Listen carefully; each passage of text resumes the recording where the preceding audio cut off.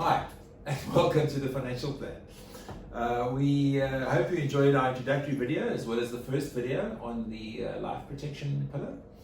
And today we unpack the second of four pillars of the protection creation of wealth, namely the loss of income protection pillar. So let's start out by asking Dylan, what's your greatest asset, Dylan? Well, Joe, I've just recently bought an apartment. It's still mostly bonded, so it's owned by the bank, but I'd definitely say that's my greatest asset. Okay, yeah, that seems obvious, right? So let's do a little interesting exercise. Humor me for a second here. Okay. Alright. Got a financial calculator, yeah? So let's put in your earnings at the moment. So you guys are earning a similar amount of, is that fair to say? 25,000 a month or so. Okay, so I'm going to put in 25,000 Rand as a payment. Okay, and we set on 12 payments per year. Okay, so then I'm going to say your earning capacity for both of you is, let's say, 40 years. Okay. Yeah. 40, that's 480 paydays until, 65, by the way. So it's quite scary. Yeah. Okay, and let's be conservative and just say your income increases at 10%. Okay, obviously, hopefully it'll go up in leaps and bounds and not just at 10%, but For sure. once again, we're conservative. Okay, and I'm going to hit future value and ask you what you see there. 15.8 million. Look again.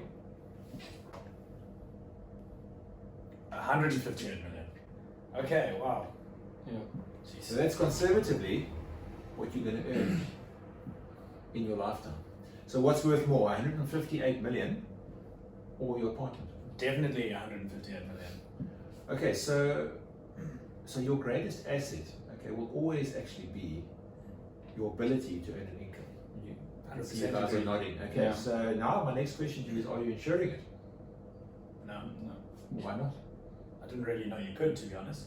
I've never really thought about it, to be honest, no. Okay, so what happens if you're in a car accident or you become ill and you can't work for longer than a month? What are you going to do for income? I guess I'd be a bit stuffed.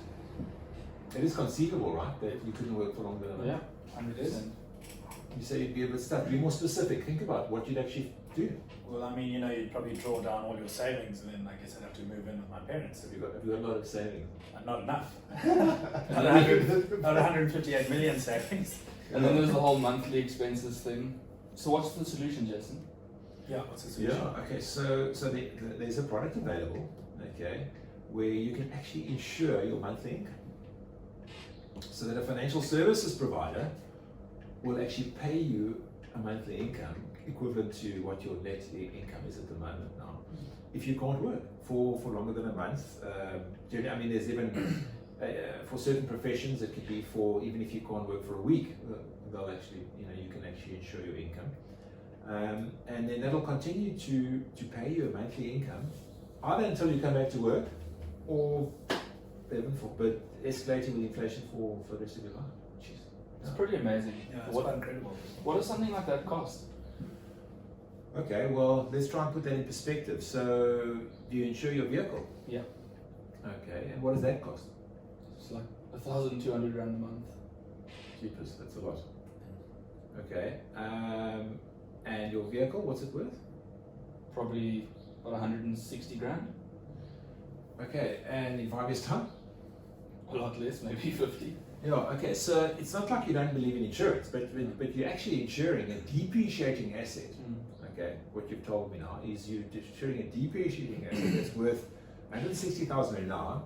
It's worth 50,000 Rand in 5 years' time. Okay, obviously nothing over your lifetime. For 1,200 Rand a month. But what you're not insuring is 158 million. Okay, and here's the kicker, for like 150 Rand a month. Sure.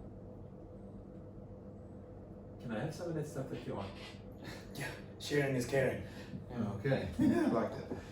Right, so just before we go further, are you guys perhaps on through your company, is there a pension fund or provident fund? No. Okay, so what happens often is that companies will have income protection, okay, that forms part of the pension fund or provident fund that's built into that. So the company doesn't have to throw you to the wolves if you can't work due to an injury or an illness or whatever it might be, and they can actually, then you can rely on the company. And by the way, this is a discussion for another day when we talk about company pension funds and that, but often then people, so often they're insuring the income and they don't realize it that they're doing it through it, but often it's not enough.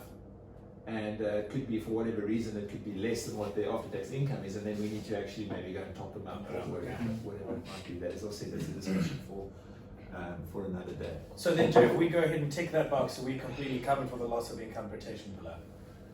Not exactly. Okay, so there's a second benefit that you need to consider when you're looking at protecting your wealth in terms of loss of income, and that is what we call lump sum disability cover, or capital disability cover, it's called generically, okay?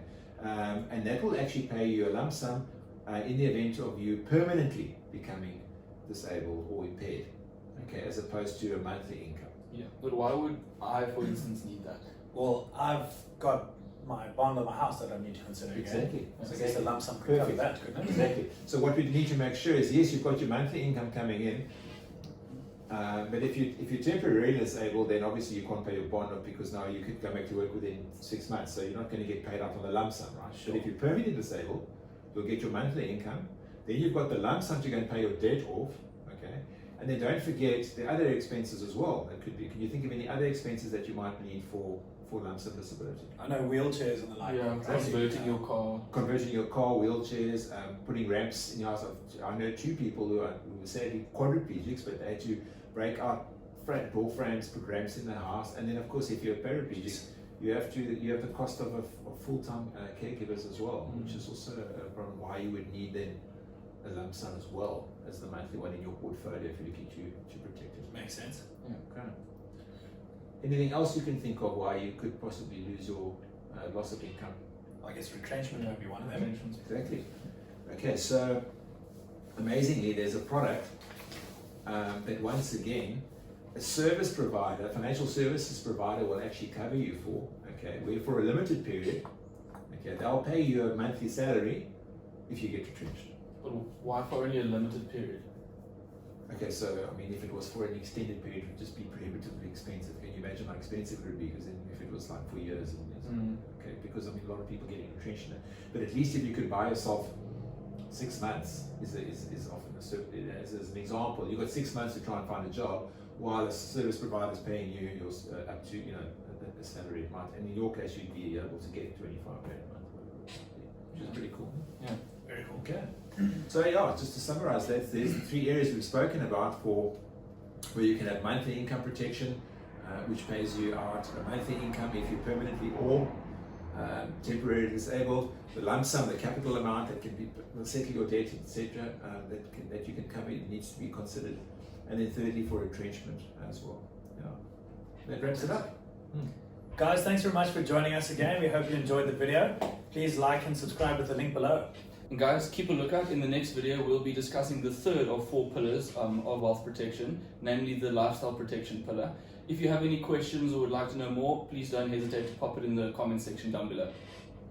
Cheers for now. Cheers for now.